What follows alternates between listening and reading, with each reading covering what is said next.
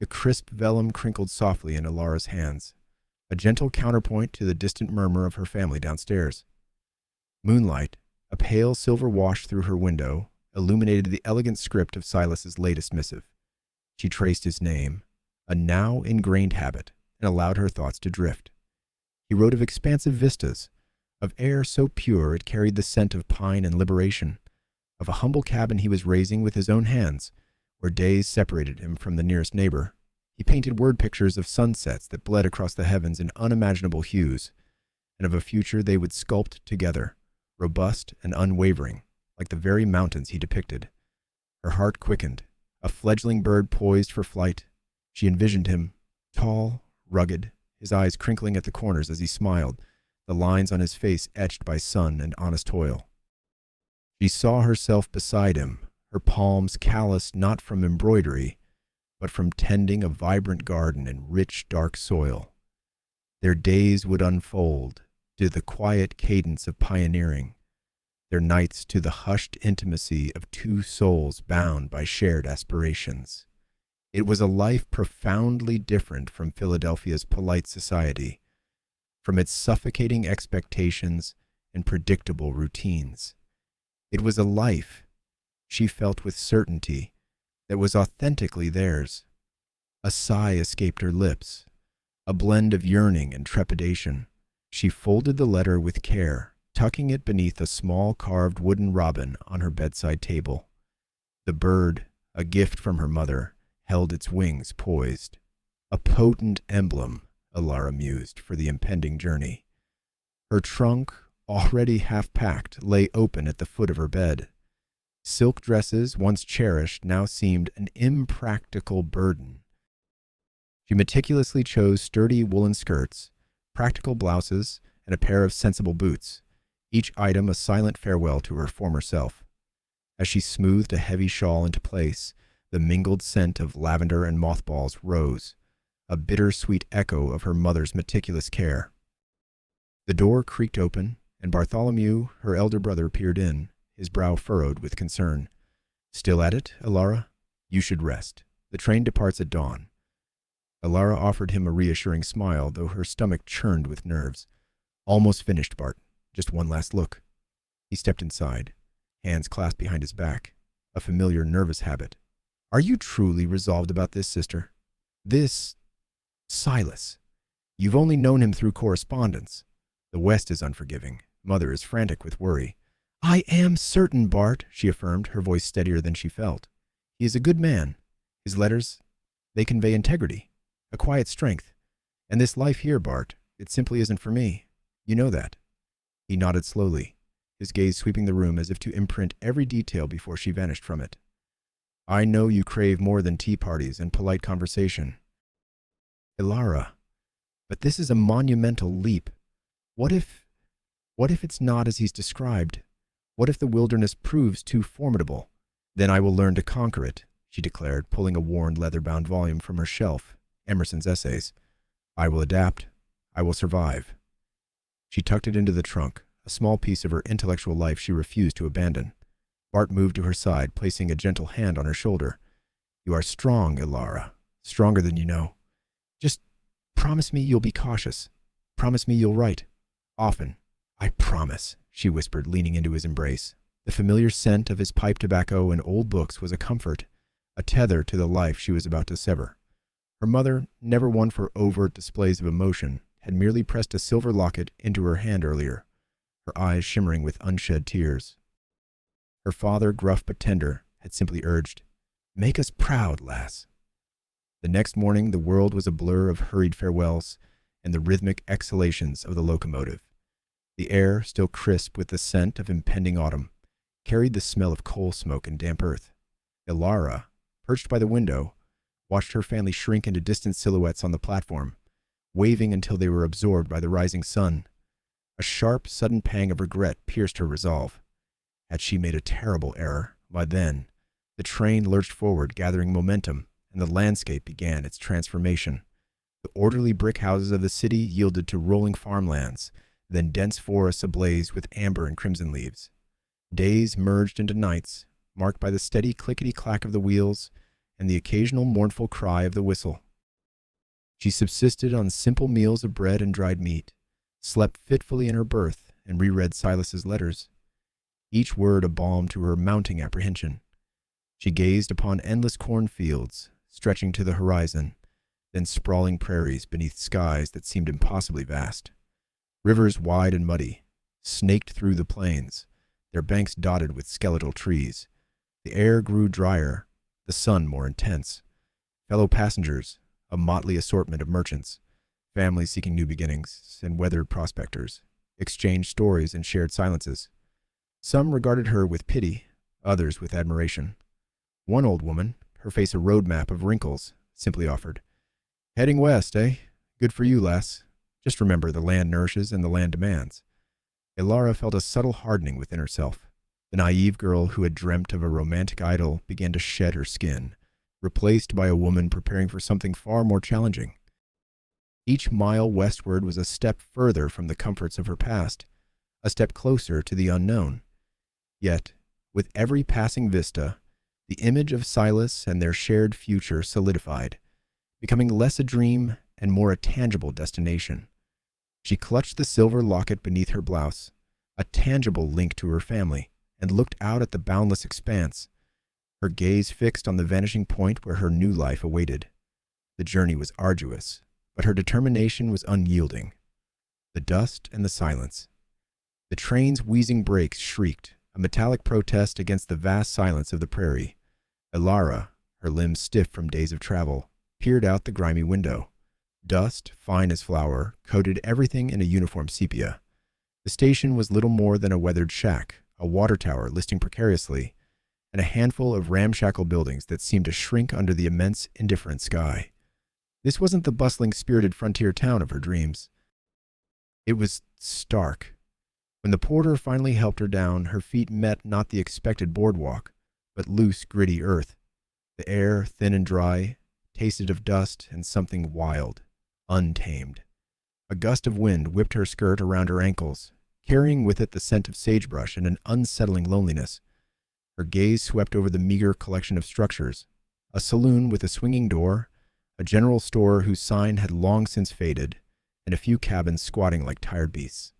No throngs of hopeful settlers, no vibrant energy. Only a silence so profound it pressed in on her ears, broken only by the distant caw of a crow. Then she saw him. Standing a little apart from the few men gathered on the platform, he was tall, broader than she'd imagined, dressed in worn denim and a leather vest. His hat, pulled low, shadowed his face, but she could discern the strong line of his jaw, the set of his mouth. He wasn't smiling. Not even a hint of the warm, hopeful smile that had infused his letters. He simply stood watching her, his hands tucked into his pockets. Silas. A tremor of apprehension, cold and sharp, snaked through her. This man, so solid and unyielding, was a stranger. He didn't rush forward, didn't offer a welcoming gesture. As she approached, her heart thrumming an anxious beat against her ribs, his eyes met hers.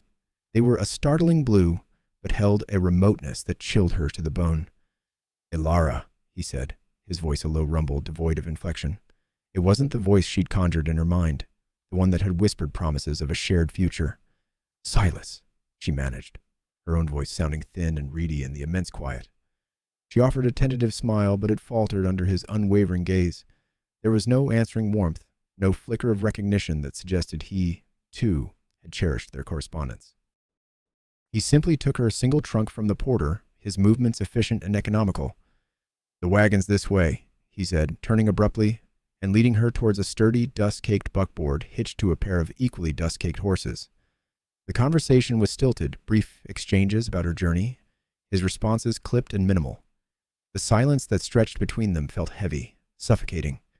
The ride was long, punctuated only by the creak of the wagon and the rhythmic thud of the horses' hooves. The landscape unfolded, vast and monotonous. Sagebrush and sparse dry grasses stretched to the horizon, unbroken by trees or flowing water.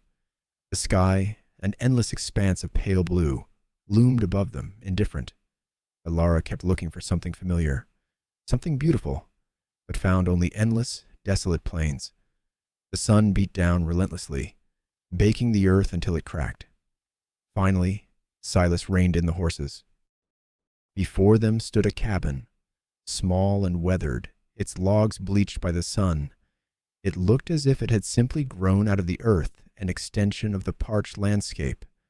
A wisp of smoke curled from its chimney, but no other sign of life stirred.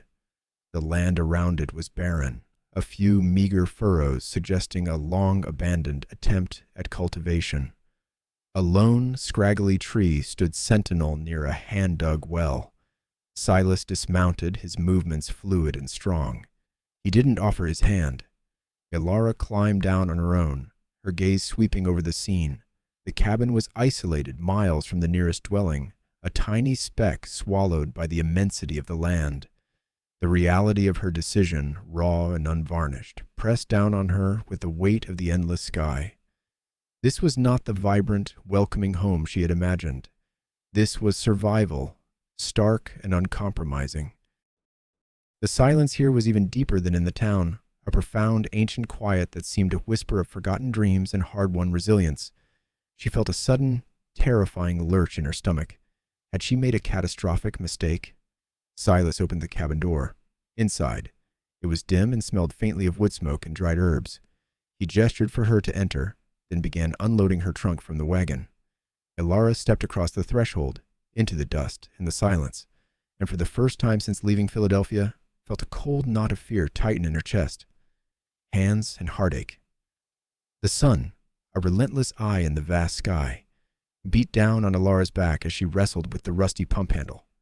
Each downward thrust sent a jarring ache through her shoulder, a new complaint in the growing symphony of her body's protests. Water, cool and precious, gushed into the wooden bucket, but the effort left her breathless, her hands already raw from the rough wood and the insistent friction. Dirt, fine and pervasive, clung to her skin, embedding itself under her fingernails, a constant reminder of the day's labor. This was not the gentle work of embroidery or tending a small garden. This was a battle, fought with muscle and grit, against a land that seemed determined to wear her down. She had tried to help Silas with the woodpile, but the axe felt impossibly heavy, its sharp edge a menacing glint in the sunlight. Her attempts at splitting logs resulted in skewed, uneven breaks, or worse, the axe head glancing off with a jarring thud, leaving the wood untouched. Silas, with a sigh that was more weary than irritated, had quietly taken over, his powerful swings cleaving through the timber with an almost effortless grace. He moved with a quiet efficiency, his movements economical, his gaze fixed on the task at hand. Ilara watched him, a knot of frustration and inadequacy tightening in her stomach. "Are the fences secure enough for winter?" she ventured one evening, hoping to bridge the chasm of silence that often stretched between them during their sparse meals. The stew, hearty and bland, sat heavy in her bowl. Silas speared a piece of potato with his fork, his eyes not meeting hers. "They'll hold. A few more sections need patching, but that can wait until the ground thaws a bit. And the garden? Will it yield enough?" she pressed, trying to inject a note of genuine interest into her voice. She had spent the afternoon pulling stubborn weeds, her back protesting with every bend. He finally looked up, his expression unreadable. "If the blight doesn't take it, and the rabbits stay out, and we get enough rain." He offered no further elaboration, returning to his meal with a singular focus. His words, though not unkind, felt like another wall erected between them, a dismissal of her anxieties, her tentative attempts at connection. The silence that followed stretched, thick and suffocating. Ilara swallowed, the food suddenly tasteless. She wanted to ask him about his past, about his dreams, about anything that might reveal the man behind the stoic facade. She wanted to share her own fears, her own hopes, to feel the comfort of a shared moment, a genuine exchange.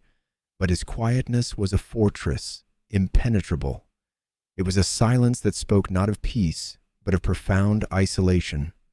Each night, as the prairie wind howled its lonely song around the small cabin, Ilara lay awake on the narrow cot, her body aching, her heart heavier still. The vivid colors of her old life, the bustling market, the laughter of friends, the comforting scent of her mother's kitchen flashed behind her eyelids, mocking her present reality. She missed the simple luxury of a hot bath, the intellectual stimulation of a good book, the easy camaraderie of shared company. Here, there was only the vast, indifferent land, the endless cycle of demanding chores, and the silent presence of a man she barely knew. Doubt, a cold tendril, began to coil around her heart. Had she made a mistake? A fatal, irreversible mistake. The romantic letters, filled with promises of a shared future and a new beginning, now seemed like a cruel delusion. The man who penned them felt like a stranger, distant and unapproachable. She had traded a life of comfort and familiarity for one of hardship and an unsettling solitude. The ache in her hands was a physical manifestation of a deeper pain, a burgeoning regret that threatened to consume her. She had come seeking a home, a partner, a love that would defy the odds. Instead, she found herself adrift, a small boat on a vast, unforgiving ocean, with nothing but her own trembling resolve to keep her afloat. The frontier wasn't just a place, it was a crucible, and Alara was only just beginning to feel the heat. The storm's whisper. The sun, a brassy disk in a sky leached of color, was beginning its slow tilt towards the horizon when Alara first sensed the shift. A peculiar quiet descended on the prairie. The usual chorus of insects and rustling grasses hushed to an expectant murmur. The air, already heavy with the scent of parched earth, grew thick, almost tasting of metal. She was hunched over a meager bean patch, her back a dull ache, when a sudden, anomalous gust of wind whipped her hair across her face, stinging her eyes with fine grit. Straightening, she shaded her brow and scanned the vast expanse. A distant ochre stain, barely registering at first, was burgeoning into a formidable, seething cloud. This held no promise of rain. The air felt too desiccated, too charged with an unfamiliar static electricity. A cold, sharp dread pricked at her weariness. This was a different order of challenge, more primeval than the daily grind with the land, more immediate than the silent gulf between her and Silas. This was the wild calling, asserting its raw authority. Silas, splitting kindling near the cabin, seemed to perceive it too. His axe halted mid-descent, frozen, as he swiveled towards the approaching tempest. There was no frenzy in his stance, only a calm, appraising focus that both unsettled and reassured her. He let the axe drop, its solid thud swallowed by the abrupt silence, and strode towards her with a swift, determined gait. "Dust storm," he stated, his voice low, devoid of inflection, yet imbued with undeniable urgency. He offered no query of her fear, no word of comfort. He simply articulated the fact, and in his tone, Alara grasped the gravity. "We need to secure everything, now." He didn't wait for her response, already moving toward the small lean-to shed, where a few essential tools and provisions were stored. Alara's heart thrummed a frantic rhythm against her ribs as she gazed at the monstrous cloud devouring the horizon. It was no longer a stain. It was a churning, roiling wall, an engulfing tsunami of ochre and rust bearing down upon them. A shiver of profound terror, unlike anything she'd ever known, snaked down her spine. This was the West, unvarnished and unforgiving. "Ilara!" Silas's voice, sharper now, cleaved through her paralysis. He was already wrestling a heavy canvas tarp from the shed, his movements efficient and powerful. "Help me with these shutters, and get the water barrels tied down." She forced her legs to obey, stumbling towards the cabin. The wind was escalating dramatically, tearing at her skirt, lashing sand into her eyes. The air grew dense, gritty, abrading her exposed skin. She fumbled with the wooden shutters, her fingers clumsy with apprehension. But Silas was there, his large hands guiding hers, demonstrating how the rough hooks latched into the frame. He worked with silent precision, his brow furrowed in concentration, not ire. He didn't chide her clumsiness, didn't castigate her inexperience. He simply acted. The light began to dim, not with the gentle fade of evening, but with a sudden, suffocating obscurity, as if the sun had been snuffed out by the encroaching dust. The wind howled now, a banshee's shriek that seemed to unravel the very fabric of the world. Loose objects became whistling projectiles. Elara ducked, a gasp catching in her throat, as a stray piece of kindling smacked against the cabin wall. Silas, however, remained imperturbable. His movements were precise, deliberate. He looped a stout rope around the water barrels, anchoring them to the cabin's sturdy posts. His muscles, corded and strong, flexed beneath his worn shirt. He didn't wrestle. He simply overcame the resistance, his focus unyielding.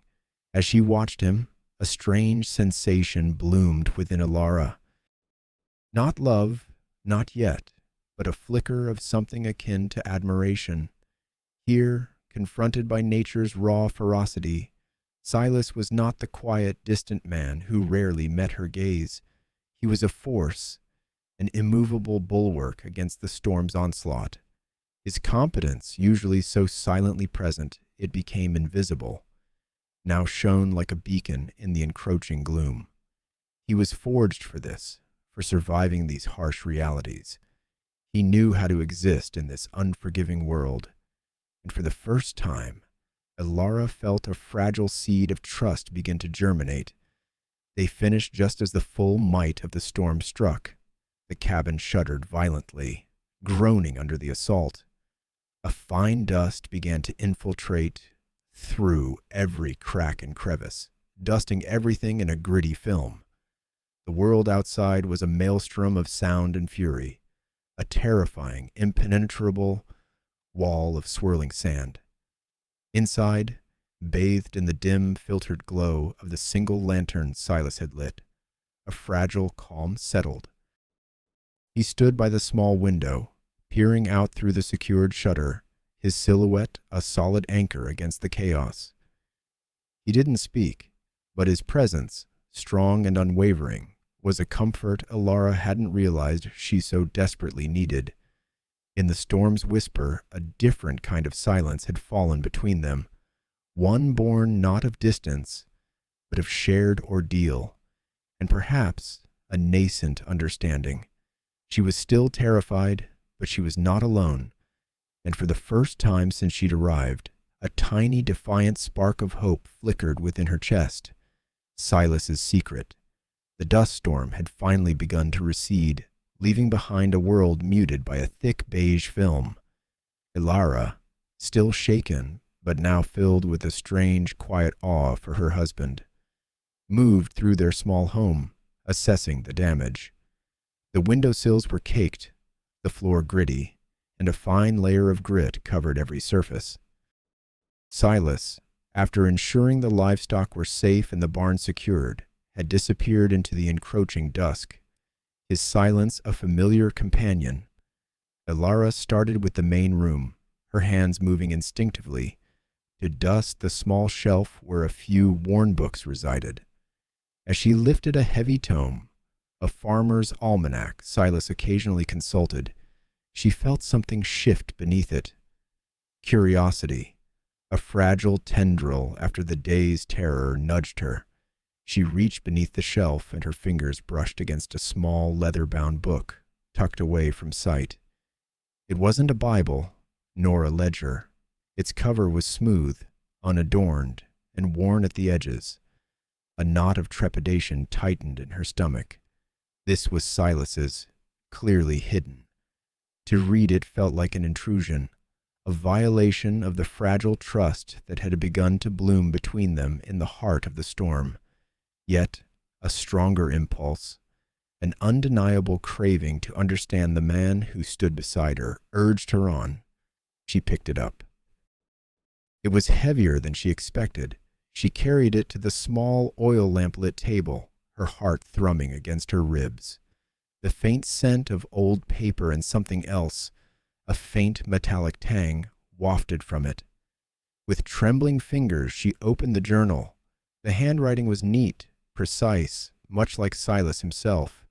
It was not a diary of daily events, but rather a sporadic chronicle of thoughts and memories, dated irregularly. The first entry she truly absorbed was dated several years prior. Another winter taken. The ground froze solid, and with it, the last of the crop. Mary's cough worsened with each passing week. She tried to hide it, but I saw the fear in her eyes, the same fear that's in mine. This land demands too much. It offers hope, then snatches it away with icy fingers. Elara's breath hitched. Mary, a name never spoken, a ghost in their quiet home. She turned the page, hunger for understanding eclipsing her guilt. Further entries painted a desolate picture. The fever took young Thomas today. His mother's wails haunt the wind. I keep thinking of my own boy, gone before he could even walk.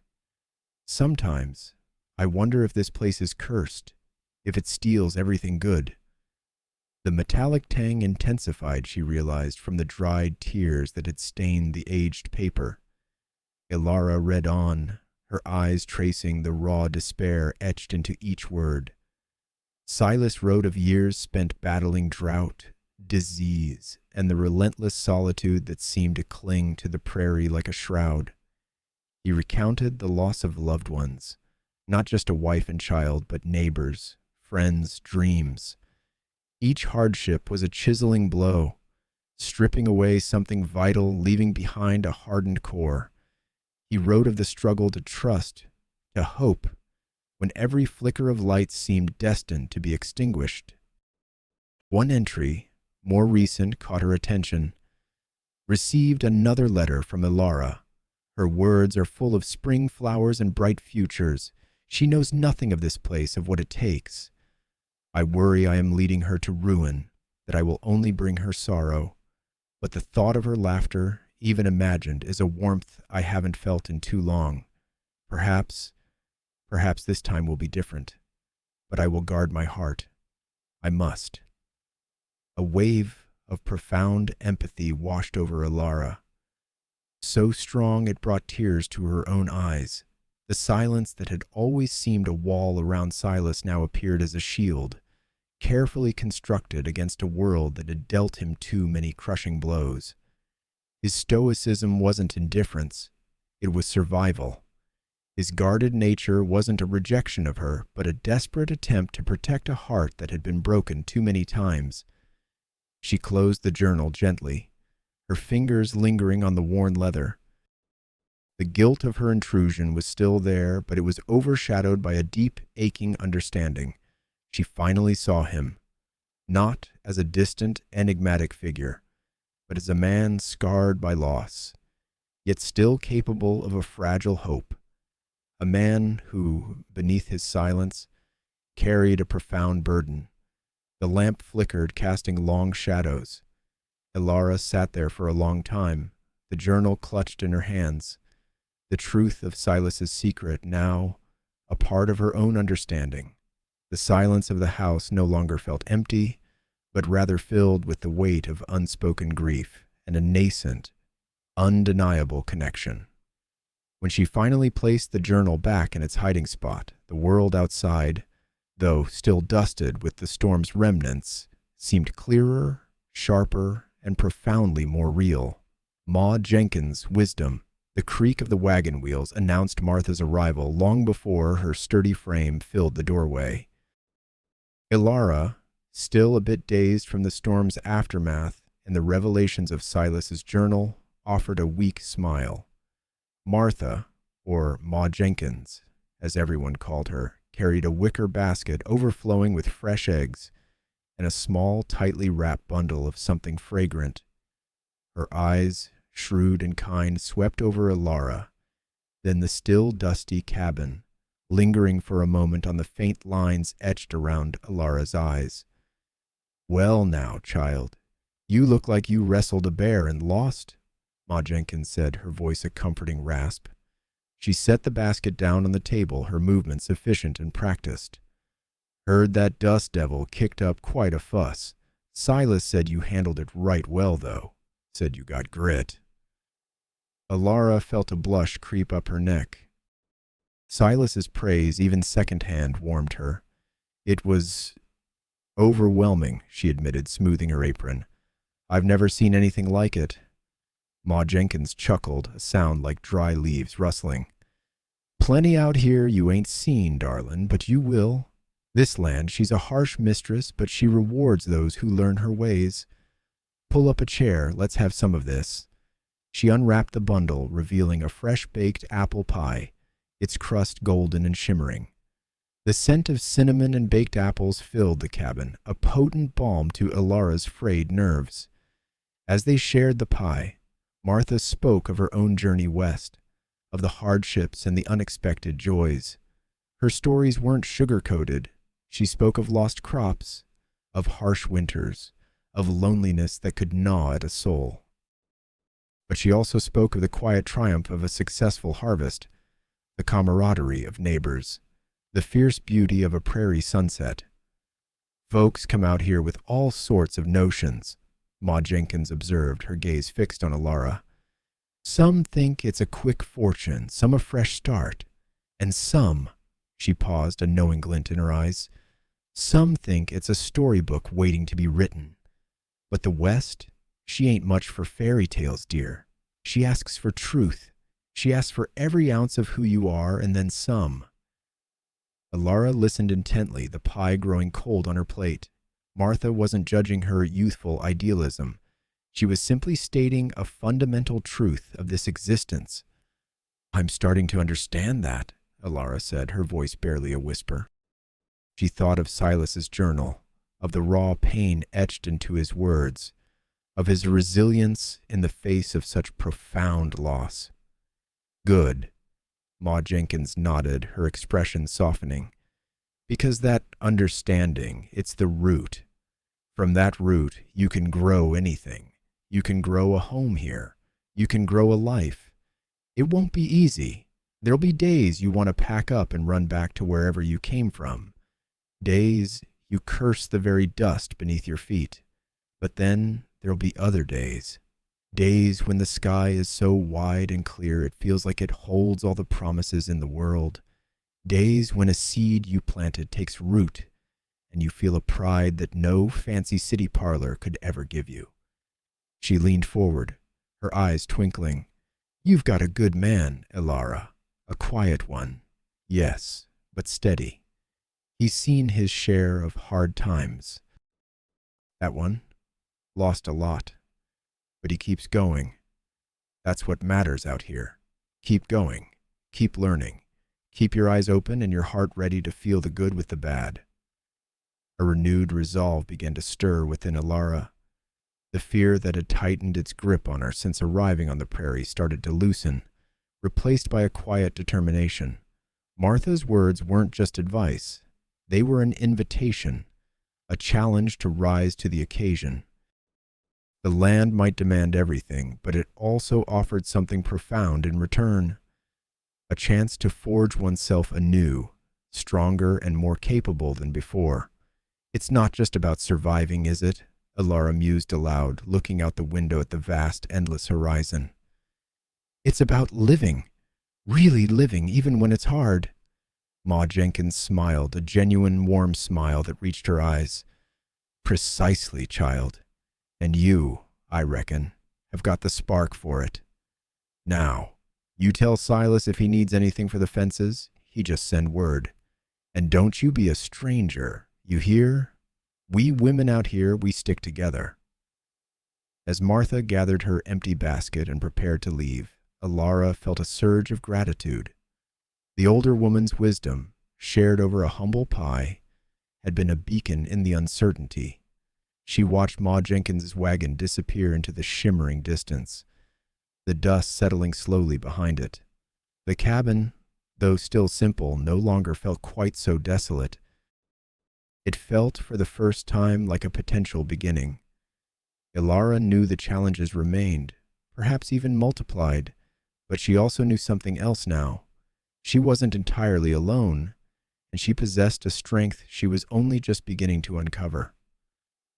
The prairie, with all its brutal beauty, was waiting for her to claim her place within it. Learning the land. The true work of shaping a life in the West began with the rising sun. Ilara, no longer content to observe, threw herself into the rhythm of the ranch, Silas, with a nod that spoke volumes more than any lengthy instruction, showed her the rudimentary methods of breaking the stubborn earth. Her hands, once soft and unblemished, quickly developed calluses as she learned to wield a hoe, the metal biting into the compacted soil. She discovered the satisfaction of planting seeds, tiny promises of future sustenance, and the grueling effort required to keep weeds from choking them out. Mornings were spent in the nascent garden. Afternoons often found her beside Silas in the small barn, mending fences, patching worn leather harnesses, or learning to saddle the horses with a practiced grace. Silas, ever the quiet instructor, demonstrated the proper way to hold the rifle, the heavy weight unfamiliar in her grasp. He taught her to load the rounds, the metallic click a stark sound in the quiet air, and how to sight down the barrel.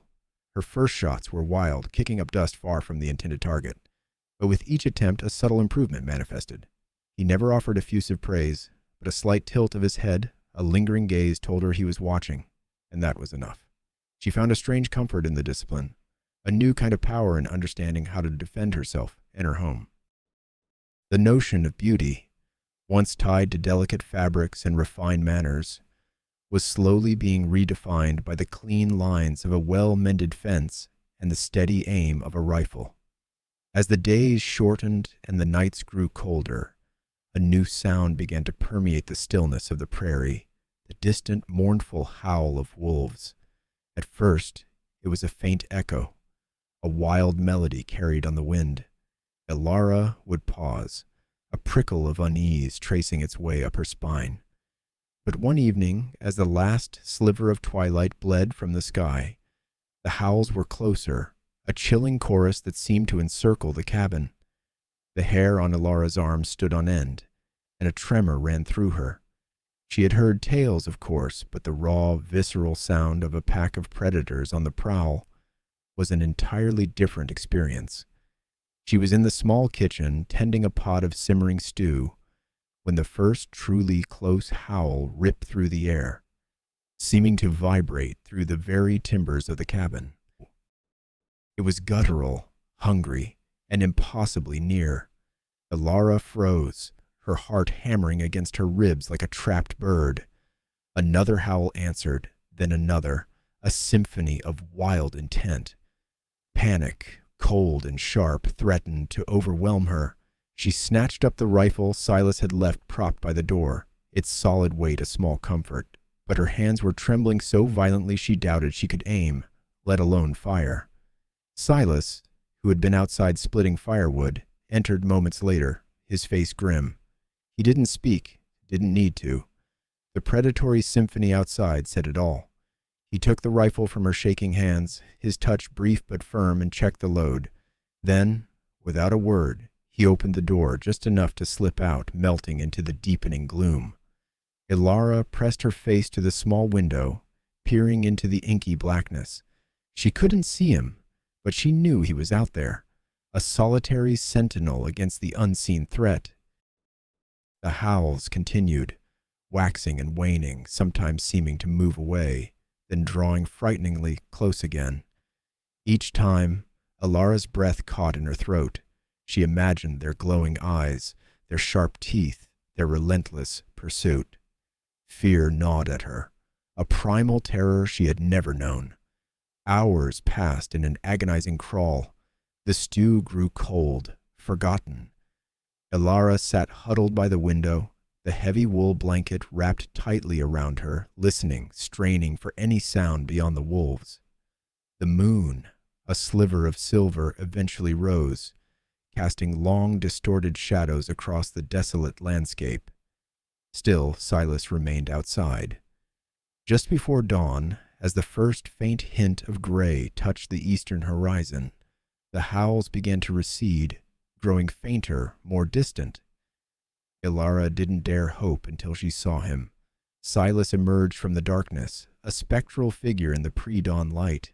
He moved slowly, methodically, his rifle held loosely in one hand. He looked exhausted, his shoulders slumped, but his gaze, when it met hers through the window, was unwavering. He came inside, the scent of cold night air and faint wood smoke clinging to him. He leaned the rifle against the wall, then simply sat at the small table, his eyes on the flickering flame of the lamp. "They've moved on for now," he said, his voice a low rumble, rough with fatigue.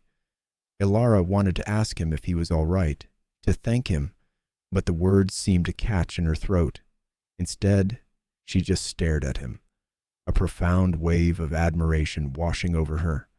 He had stood guard, alone, all night, protecting her. It was a silent, powerful testament to his unwavering care, more eloquent than any romantic declaration.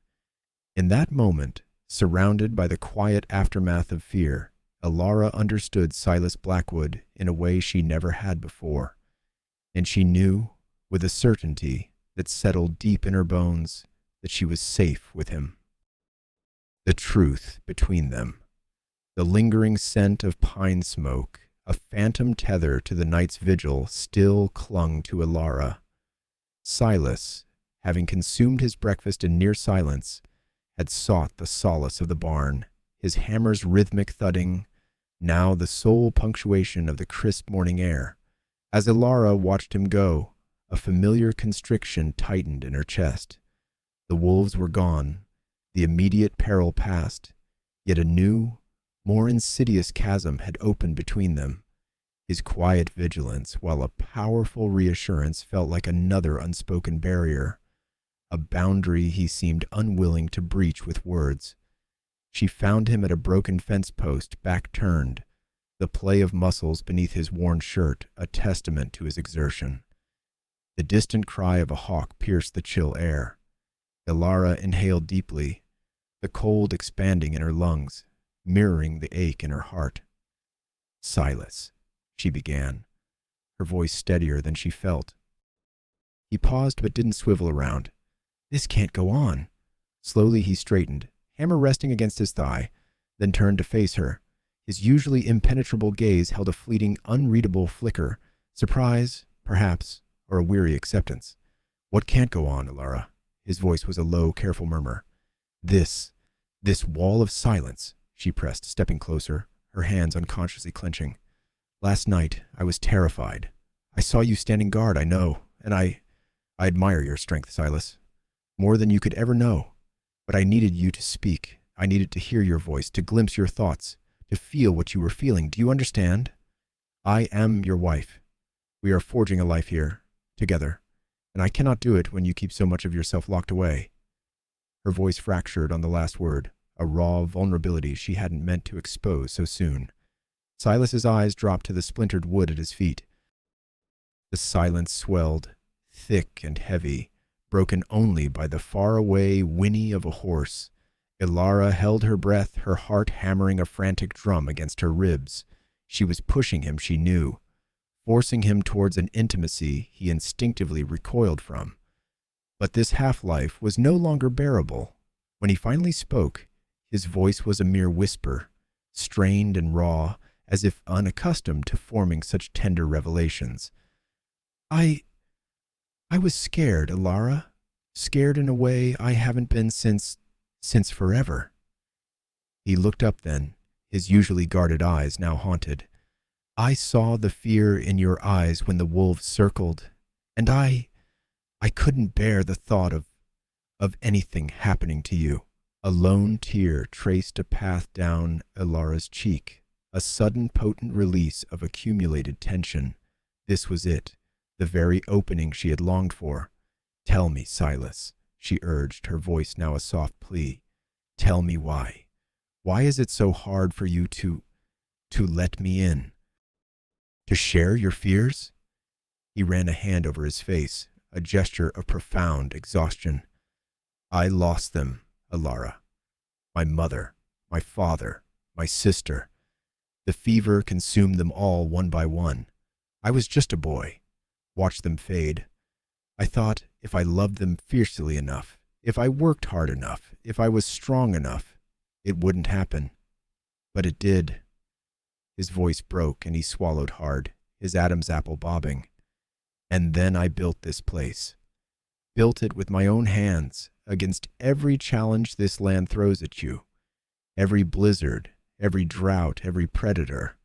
And I've seen men lose everything out here, their farms, their families, their very will to live. It's a harsh world, and when you arrived, I saw you, so vibrant, so full of dreams, and I couldn't bear the thought of losing you too. He took a step towards her, his gaze intense, filled with remorse. I kept quiet because I thought if I didn't allow myself to feel too deeply, if I didn't let myself hope too much, then if something happened, it wouldn't hurt as badly, and I didn't want you to see the true harshness of this place, not until you were ready. That's why my letters, they weren't but entirely honest. Alara's breath hitched. The letters? He nodded, a raw vulnerability etched onto his face. I embellished. I made it sound gentler, more prosperous. I wanted you to come, yes. But I also wanted to protect you. I painted a picture of a life I hoped we could build, not entirely the one that was waiting for you. I didn't want to scare you away before you even arrived. I was afraid, Alara. Afraid you'd see the truth of it and turn back. Afraid you'd see the truth of me and find me wanting. The confession hung in the crisp air, a tangible thing between them. It wasn't an excuse, but an explanation, born of a deep-seated terror that had shaped his very being. Alara looked at him, truly looked at him, and saw not a distant, unfeeling man, but a man scarred by profound loss, terrified of loving again, yet brave enough to risk it all by asking her to join him. His guardedness wasn't indifference. It was a shield against a pain too profound to revisit. And in that moment, the last vestiges of her romanticized illusions shattered, replaced by something far more profound, a raw, aching understanding, and with it, a fierce surge of love. The thirsty earth. The sun, a malevolent eye, glared down from a sky bleached of all color. Dust, fine as flour, coated everything, the wilting sagebrush, the once vibrant prairie, grass now brittle and brown, even the very air Alara breathed. The land, usually a palette of greens and golds, had become a study in ochre and parched umber. Every morning she peered at the small patch of corn they'd managed to plant. The leaves curled inward like desperate fists, their once robust stalks now skeletal. The beans, which had promised a bounty, hung shriveled on their vines, mere ghosts of future meals. Silas, too, bore the mark of the drought. His usual quiet intensity was overlaid with a grim resignation that tightened the lines around his eyes. He spent his days tirelessly hauling water from the creek, a task that grew more arduous with each passing week. The creek, once a lively murmur, had shrunk to a pathetic trickle. Its bed cracked and fissured like ancient pottery. The trip, which used to take a half hour, now stretched to a full hour, the barrels lighter with each return. "It's barely enough for the stock," he stated one evening, his voice raspy, as he poured a meager ration into the trough for their 2 weary horses. The sun dipped below the horizon, painting the sky in fiery hues that mocked the dry earth. "And less for us each day." Alara looked at the paltry amount in the bucket. They had started rationing their own water days ago. Her throat ached, a constant throb of thirst. She missed the simple luxury of a full glass, of washing her face without guilt. Now, every drop was measured, every use considered. "What about the well?" she asked, though she already knew the answer. They dug it deep, but the earth had simply swallowed the effort, yielding only a few inches of brackish water that tasted of iron and despair. Silas shook his head, his gaze fixed on the dying crops. "Dry as a bone. We need rain, Alara. We need it soon." His words hung heavy in the air, a stark pronouncement of their precarious situation. The unspoken truth was that without rain, their small farm, their burgeoning hope, would wither just like the corn. Fear, cold and sharp, pricked at Alara. This wasn't a wolf, A tangible threat she could face with a rifle. This was the land itself turning against them, an invisible enemy that slowly, inexorably tightened its grip. She thought of Silas's past, the losses he carried. Was this how it always happened out here? A slow erosion of everything you built, everything you loved? One afternoon, Silas returned from the creek, his face streaked with dust, his shoulders slumped. He didn't speak as he unhitched the horses, his movements slow and deliberate. Ilara watched him, her heart sinking with each heavy step. "Silas?" she ventured, her voice barely a whisper. He turned, his eyes holding a bleakness she hadn't seen since the wolf attack. "The creek's almost gone, Ilara. Just puddles. I don't think there'll be enough for tomorrow." The words were a physical blow. Ilara felt the blood drain from her face. No water. It was a sentence, a decree from the unforgiving land. The future they were painstakingly building, the tentative trust that had begun to blossom between them, felt suddenly fragile, threatened by the stark reality of survival. This wasn't just about losing crops. It was about losing their home, their dream, perhaps even each other, as the strain broke them. She walked to the edge of the field, her boots crunching on the dry stubble. She picked up a handful of earth. It crumbled to dust between her fingers, devoid of moisture, devoid of life. This was the reality Silas had tried to shield her from, the brutal truth behind the romantic letters. And now she was facing it with him. He came up beside her, his presence a quiet comfort despite the crushing weight of their predicament. He didn't offer platitudes. He simply stood there, his gaze sweeping over the devastated landscape, a mirror of her own despair. "What do we do?" she asked, the question escaping her lips before she could stop it. It sounded childish, helpless. Silas exhaled slowly, a long, weary sound. "We keep going," he said, his voice low but firm. "We find another way. We have to." He looked at her then, and in his eyes she saw not just the fear and the exhaustion, but also a flicker of the same stubborn determination that mirrored her own. It was a shared burden, a shared fight. And in that moment, despite the dying land and the dwindling hope, Ilara felt a renewed surge of commitment. They were in this together. That night, the silence in the cabin was heavy, punctuated only by the distant howl of a coyote, a lonely lament in the vast, thirsty landscape. Ilara lay awake, listening to Silas's even breathing beside her. The drought was a test, she realized, not just of their physical endurance, but of the nascent bond they were forging. Could their fragile trust withstand this ultimate trial? Could love truly be enough when survival itself hung by a thread? She didn't know the answer, but she knew she wouldn't give up. Not on the land, and certainly not on him. Digging for hope. Ilara's gaze lingered on the fissured ground where the creek had once meandered, dust devils mocking her despair in the shimmering distance. A suffocating gloom threatened to extinguish the last flicker of her resilience.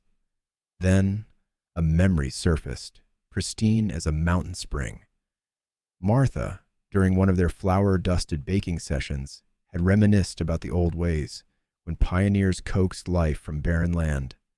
"When the shallow wells run dry, child," her voice gravelly yet kind, "you go deeper. Don't just stare at the empty hole. Grab a shovel and dig until your arms scream and your back protests. Water's there. You just have to earn it." A sudden beacon in the encroaching shadows, the thought ignited Ilara's eyes. She turned to Silas, who stoically tightened a fence post, his face etched with a familiar, weary resignation. "Silas," she began, a breathless urgency in her tone, "Martha once told me. She said, when the shallow wells fail, you dig a new one. A deeper one." He paused, hands still on the post, and slowly straightened. His eyes met hers, holding an unreadable depth. "We dug this one deep, Ilara. deeper than most. But not deep enough, she insisted, stepping closer, worn boots crunching on the dusty earth. What if there's more further down? What if we just haven't reached it yet? The idea, once voiced, felt both daring and profoundly logical. It was a gamble, but what alternative remained? Starvation? Abandoning everything they'd painstakingly built? Silas studied her, his brow furrowing as he looked from her resolute face to the parched landscape, then back again. The silence stretched, punctuated only by the mournful squeal of the windmill, futilely spinning in the hot wind. Alara held her breath, bracing for the dismissive quietude she had come to expect. Instead, a different spark ignited in his eyes, a familiar glint of stubborn resolve. "It'll be hard work," he stated, his voice a low rumble. "I know," she replied, her heart leaping, "but we've faced hardship before. We can do this." He nodded slowly. "All right, Alara, let's dig."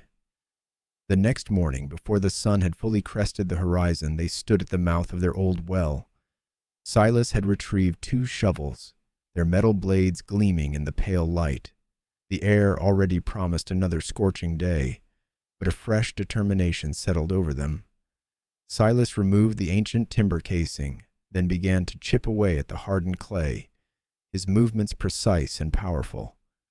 Alara, after a moment's observation, took her own shovel and joined him. The labor was brutal. The earth, baked solid by the relentless sun, resisted their efforts with unyielding tenacity. Each shovelful was a small skirmish, a minor triumph against the recalcitrant ground. Muscles screamed, hands blistered, but they pressed on, propelled by the unspoken understanding that this was their ultimate chance. They toiled from dawn till dusk, pausing only for meager rations and precious sips of water. The sun beat down an unforgiving hammer. Clothes became stiff with dust and sweat, faces streaked with grime. Yet, as the days blurred into a monotonous rhythm of digging and hauling, something profound shifted between them. Silas, usually a man of stark few words, began to talk. He spoke of his childhood, of the farm his father had lost to a similar drought, a lingering bitterness in his voice. He described the quiet satisfaction of a well-tended field, the sweet burst of freshly picked corn, the earthy perfume of rain on dry ground. Alara listened, her heart aching for the boy he had been, for the dreams he'd watched wither. She, in turn, shared her own anxieties, her yearning for the green undulations of her youth and the quiet resolve that had brought her west. One evening, as the first stars pricked the inky canvas of the sky, Silas paused, leaning heavily on his shovel. They had excavated a significant depth. The new well was now a dark, imposing shaft. "You never complained, Alara," he said, his voice raspy with fatigue. "Not once." She looked at him, the moonlight softening the harsh angles of his face. "What's the point in complaining, Silas? It won't bring us water." She smiled, a genuine weary curve of her lips. "Besides, you haven't either." He grunted, a sound that might have been amusement. "We're a good team, Alara." Her heart swelled at his words, a warmth spreading through her chest that had nothing to do with the day's heat. This shared ordeal, this relentless struggle, was peeling back the layers of formality and distance that had separated them. They were no longer merely a husband and wife by circumstance. They were partners, 2 souls bound by a common goal, their fates irrevocably interwoven. The hope, though still delicate, was palpable, a tiny sprout pushing through the cracked earth of their despair. Each shovelful of dirt was not just an excavation, it was an investment in their future, a whispered prayer for life. As the days stretched into a week, the air in the well grew cooler, damper. Their senses became finely attuned to the subtle shifts in the earth beneath them.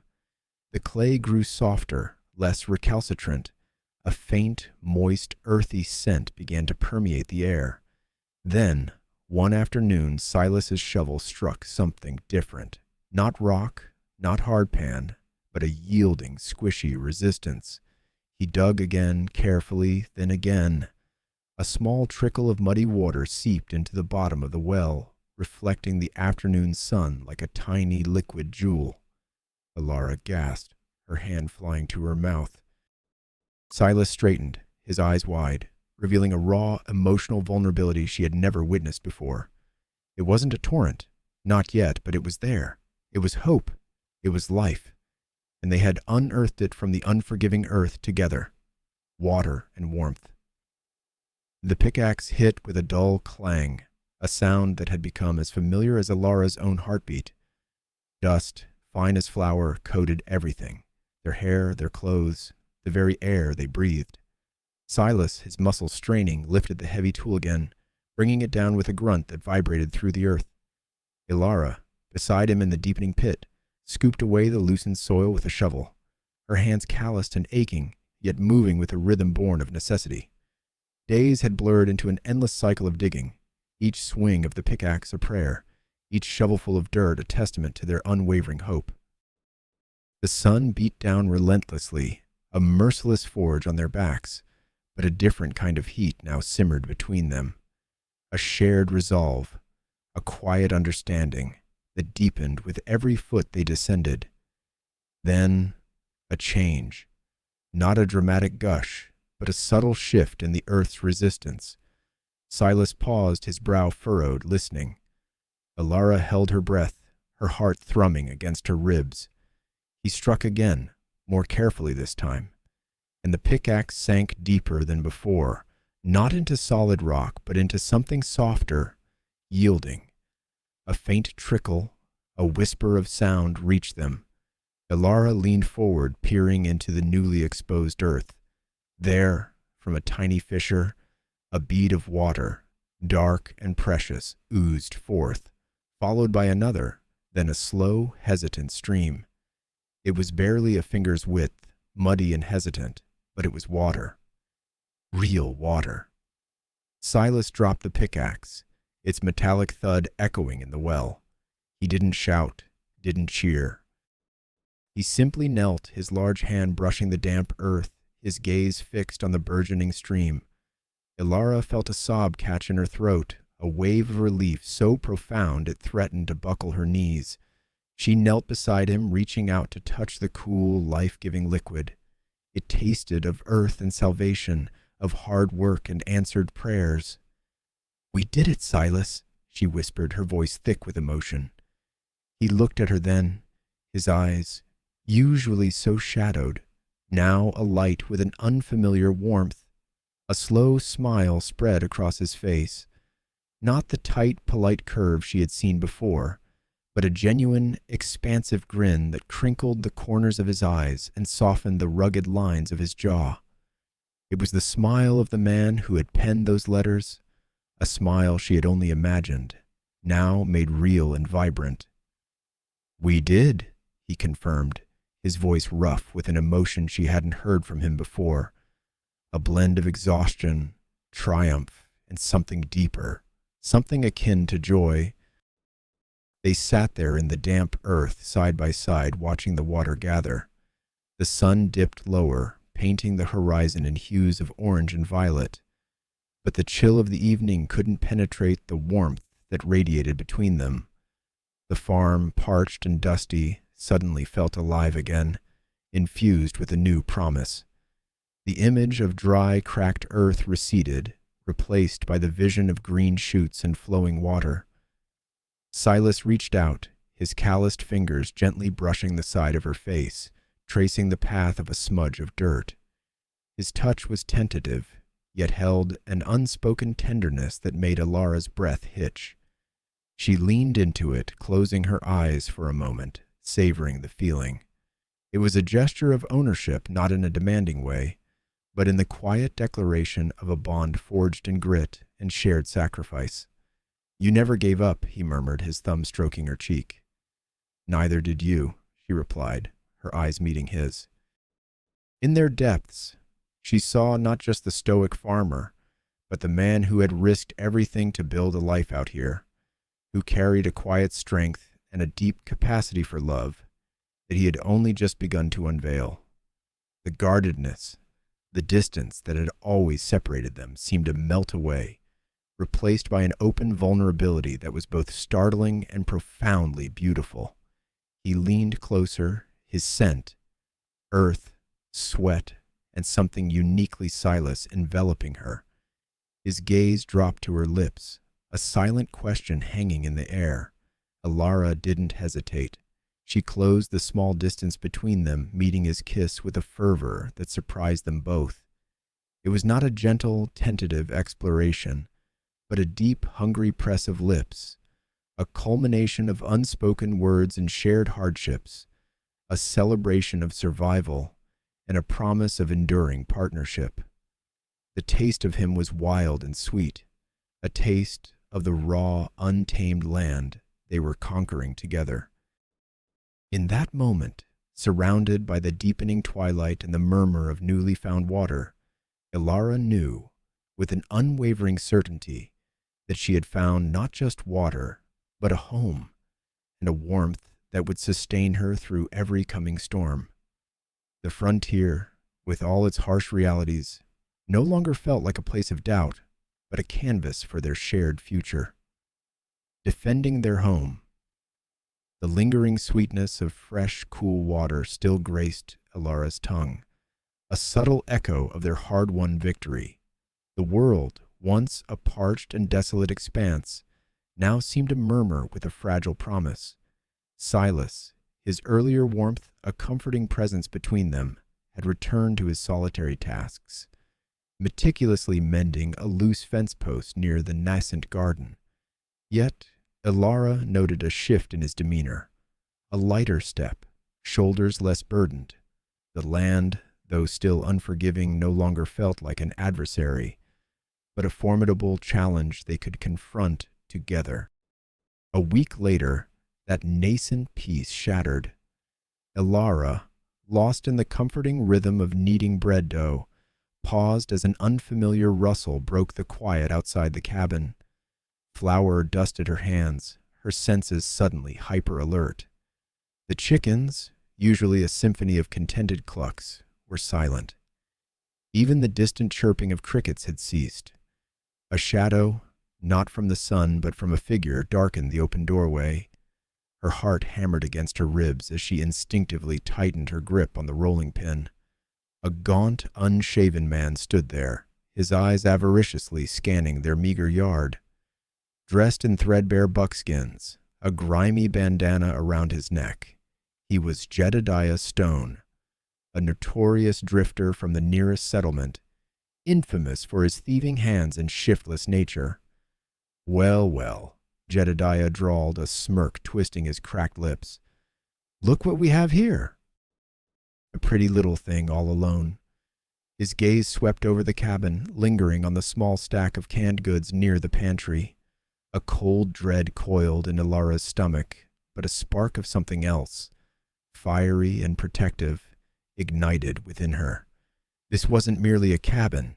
It was their sanctuary. This wasn't just their food. It was their future. She recalled Silas's lessons, the solid weight of the rifle, the steady aim she'd practiced. We're not alone, Alara stated, her voice betraying a tremor she swiftly suppressed. She moved slowly, subtly, towards the corner where Silas's Winchester leaned against the wall. Jedediah scoffed, taking a step closer. Don't try that, little bird. I ain't seen your man in days. Probably ran off with his tail between his legs. He lunged for the sack of flour Alara had just set down. Just as his hand reached it, a sharp crack echoed through the air. Not a gunshot, but the unmistakable sound of a rifle being cocked. Silas stood framed in the barn doorway, the Winchester held with casual authority. His face was a mask of granite, his eyes narrowed to dangerous slits.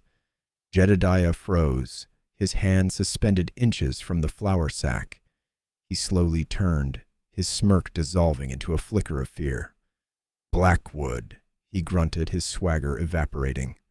Silas remained silent, unmoving, the rifle a stark, deadly promise. But Alara knew her part. She moved swiftly, her hand closing around the stock of her own rifle, which she'd kept loaded and accessible since the water crisis. She brought it up, not quite aiming, but making her intent abundantly clear, the barrel glinting in the afternoon sun. Jedediah's eyes darted from Silas to Alara, then back. He hadn't anticipated two armed adversaries, especially a woman with such resolve. The sight of Alara, no longer the little bird he'd imagined, but a determined woman handling a weapon with practiced ease, seemed to deflate him further. "Now, look here," Jedediah stammered, raising his hand slightly. "No need for all this. Just passing through is all." "You were passing through our flower," Alara countered, her voice now surprisingly steady. She remembered Silas's instructions. "Don't hesitate. Make your presence known." Silas took a single deliberate step forward, the rifle never wavering. The air crackled with unspoken threats. Jedediah understood. He knew the cost of crossing Silas Blackwood, and now, evidently, Alara Vance, too. The prospect of a confrontation with two armed, resolute people was clearly unappealing. With a muttered curse, Jedediah backed away, his gaze still fixed on the rifle barrels. He stumbled once, then turned and scurried away, disappearing over the rise with surprising speed. Alara lowered her rifle, a shaky breath escaping her lips. Her heart still pounded, but now with a triumphant thrum. She looked at Silas, who remained by the barn, his gaze following Jedediah until the man was a distant speck. He then turned to her, offering a faint, almost imperceptible nod of approval. "Good shot," he said, his voice low, a statement of fact acknowledging her readiness, her capability. Alara allowed herself a small, proud smile. She had been afraid, yes, but she had not faltered. She had stood her ground, defended what was theirs. She walked over to Silas, and together they stood side by side, surveying their small homestead. The dust settled around them. The chickens began to cluck again, and the world resumed its ordinary sounds. But something fundamental had shifted. They weren't just two individuals anymore. They were a united front, a formidable team, ready to face whatever the West hurled their way. Their home, hard-won and precious, was safe for now. The western sky. The scent of dust, rain, and the faint metallic tang of gunpowder still clung to the air, a peculiar perfume of survival. Alara watched Jedediah's stones retreating back until he was a mere smudge against the vast, indifferent horizon. Her hands, still clenching the cool wood of the rifle stock, trembled not from fear but from a potent cocktail of adrenaline and a nascent, fierce pride. This wasn't the woman who had arrived months ago, clutching a parasol and dreams spun from dime novels. That woman had been soft, easily startled, and prone to romanticizing every hardship. This woman had stared down a thief, her finger steady on the trigger. She felt Silas's hand on her shoulder, a light touch that nonetheless grounded her. He didn't speak, but his presence was a solid, comforting weight. Turning, she met his gaze, and saw not surprise, but a deep, quiet approval that warmed her more than any spoken praise. The fear that had once shadowed her steps, the dread of losing herself in this unforgiving landscape, had dissipated. She hadn't lost herself.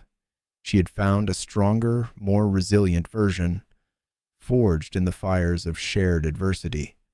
The Alara of Boston would barely recognize her, and for the first time Alara realized she didn't care. This rugged, sun-bronzed woman, capable of defending her home and her husband, was the woman she was meant to be. "He won't be back," Silas said, his voice low and steady, breaking the silence. He gently took the rifle from her, his fingers brushing hers. The brief contact sent a jolt through her, a familiar current of connection. He leaned the weapon against the wagon wheel, then turned back to her, his gaze unwavering. "You were magnificent, Alara." The simple words, uttered without fanfare, held a weight that resonated deep within her, Coming from Silas, a man whose words were currency carefully spent, they were a treasure. A blush warmed her cheeks, but it was a blush of triumph, not embarrassment. "I learned from the best," she replied, a small smile playing on her lips. She thought of his patient lessons, the way he'd shown her how to sight a target, how to breathe, how to trust her instincts. He had always believed in her, even when she hadn't believed in herself. He returned her smile, a rare, genuine curve of his mouth that transformed his usually serious face. He reached out, not to touch her, but to gently push a stray strand of hair from her face, his touch surprisingly tender. "I trust you, Alara, with my life, with everything." The declaration hung in the air, more potent than any grand pronouncement of love. It was a testament to their journey, a culmination of shared dust storms and drought, of quiet evenings under the immense sky, of unspoken understandings forged in the crucible of the West. It wasn't the flowery poetry of her earlier dreams, but something far more profound and enduring. It was a foundation. She reached for his hand, intertwining her fingers with his calloused ones. His grip was strong, reassuring. "And you, Silas, more than you know." He squeezed her hand, then pulled her gently into his embrace, his arms, usually reserved, wrapped around her securely, holding her close. She rested her head against his chest, listening to the steady rhythm of his heart, a counterpoint to the wild beat of her own. The harsh realities of their life didn't disappear, but in that moment, enveloped in his warmth and trust, they felt manageable. They felt like challenges they could face together. Later, as the sun began its slow descent, painting the boundless canvas of the western sky in hues of fiery orange, deep violet, and rose gold, Alara stood outside their small cabin. Silas was inside, mending a tear in his canvas bedroll, the rhythmic scrape of needle and thread a familiar sound.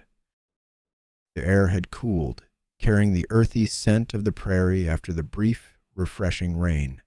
She looked up, her gaze sweeping across the vast expanse. It was a sky that demanded respect, a sky that mirrored the untamed spirit of the land beneath it. It was a sky that had witnessed her struggles, her doubts, her moments of despair. And now it witnessed her quiet joy, her burgeoning certainty. The world had not become easier. There would be more challenges, more dust storms, more moments of fear and hardship. But she was no longer afraid. She had Silas, a man whose love was not declared with extravagant gestures, but proven in steadfast actions, in shared burdens, in unwavering trust. His love was a sturdy oak in a land of shifting sands, and hers for him was a deep, resilient root that anchored them both. She closed her eyes for a moment, letting the cool breeze caress her face. The romantic notions of her youth had been stripped away, replaced by a love far richer, far more real. It was a love that had grown from shared adversity, a love that had seen them through the darkest nights, a love forged in the heart of the American West. Opening her eyes, she looked at the western sky again, ablaze with the dying light, and saw not an ending, but a vibrant, promising beginning. Their future stretched before them, as vast and beautiful and challenging as the land itself, and she was ready for it.